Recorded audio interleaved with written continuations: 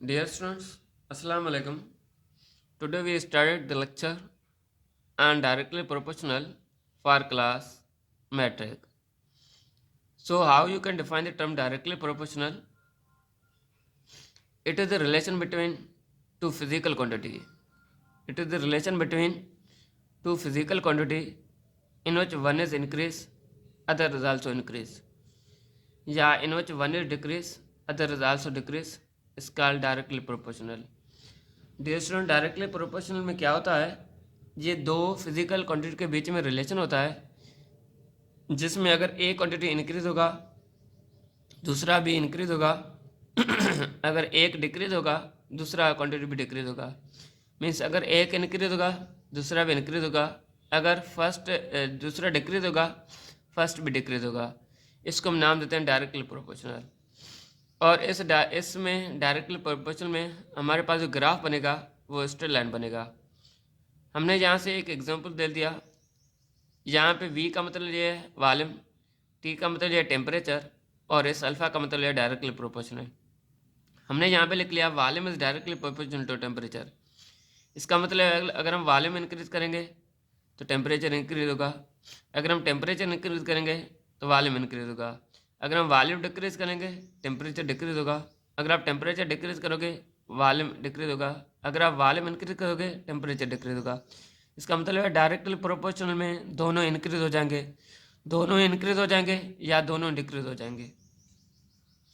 So we have second one is inversely proportional.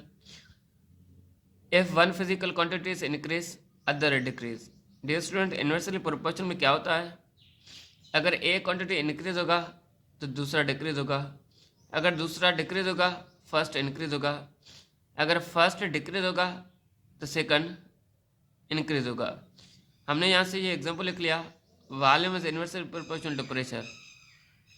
We का मतलब volume है, P का मतलब प्रेशर है। इसका मतलब ये अगर हम प्रेशर को इंक्रीज करेंगे वॉल्यूम डिक्रीज होगा, अगर हम वॉल्यूम को इंक्रीज करेंगे प्रेशर डिक्रीज होगा, अगर हम प्रेशर को इंक्रीज करेंगे वॉल्यूम डिक्रीज हो जाएगा, अगर हम वॉल्यूम को डिक्रीज करेंगे प्रेशर इंक्रीज हो जाएगा। इसका मतलब ये एक इंक्रीज होगा तो दूसरा डिक्रीज होगा, अगर दूसरा डिक्रीज होगा तो फर्स्ट इंक्रीज होगा।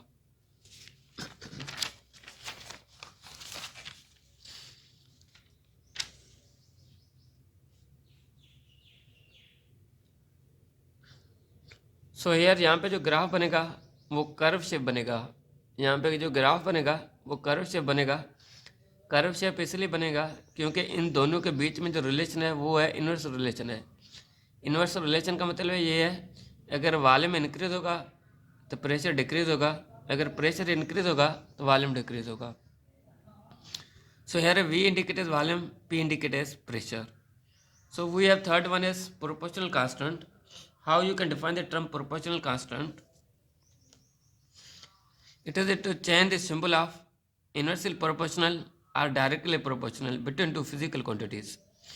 Dear students, directly proportional constant में हम क्या कह रहे हैं, हमारे पास जो डायरेक्टली रिलेशन होता है या जो हमारे पास इन्वर्सली रिलेशन होता है इसके सिंबल को हम चेंज कर लेते हैं। हमारे पास जो डायरेक्टली रिलेशन होता है या जो हमारे पास इन्वर्सली रिलेशन होता है, to change the symbol of inversely or directly proportional between two physical quantities. दो फिजिकल क्वांटिटीज़ के बीच में जो हमारे पास कोई रिलेशन इन्वर्सली प्रोपोर्शनल का होता है, कोई रिलेशन डायरेक्टली प्रोपोर्शनल का होता है, इन दोनों में हम क्या करते हैं सिंबल चेंज कर लेते हैं। इस प्रोसेस को हम नाम देते हैं proportional constant. So it can be defined as to change the symbol of inversely or to change the symbol of directly proportional between two physical quantities are known as proportional constant. So इसका जो symbol है कि हमने यहाँ से इसका example लिख लिया volume is directly proportional to temperature. Dear student, हमने क्या किया इस वॉल्यूम को तो हमने यहाँ पे सेम रख लिया। जब मैंने इस डायरेक्टली प्रोपोर्शनल का सिंबल रिमूव किया मैंने यहाँ से बराबर का साइन लिख लिया और यहाँ पे मैंने कांस्टेंट के दे दिया और यहाँ पे ये टेम्परेचर सेम है।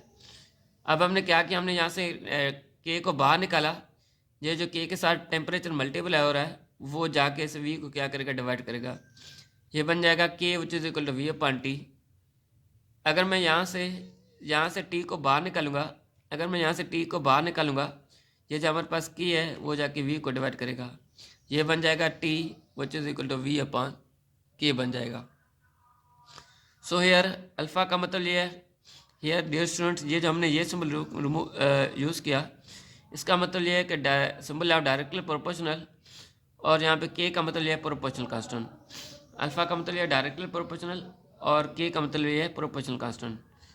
सो डियर स्टूडेंट्स आप लोगों का जो नेक्स्ट वाला टॉपिक होगा वो आप लोगों का चैप्टर नंबर 3 होगा, और आप लोग चैप्टर नंबर 3 के टॉपिक्स को मोशन एंड रेस्ट को अच्छी तरीके से पढ़ लें। इंशाल्लाह नेक्स्ट लेक्चर में हम मोशन एंड स्टेप के बारे में डिस्कस करेंगे। सो आप लोग पहले इसको चैप्टर को अच्छी तरीके से पढ़ लें, इसके बाद हम इसको डिस्कस करेंगे। उसके बाद अगर आप लोग को कोई कन्फ्यूजन है फिर आप लोग हमसे ग्रुप्स में व्हाट्सएप पे रुजू कर सकते हैं या कांटेक्ट कर सकते हो। थैंक यू, अल्लाह हाफ़िज़।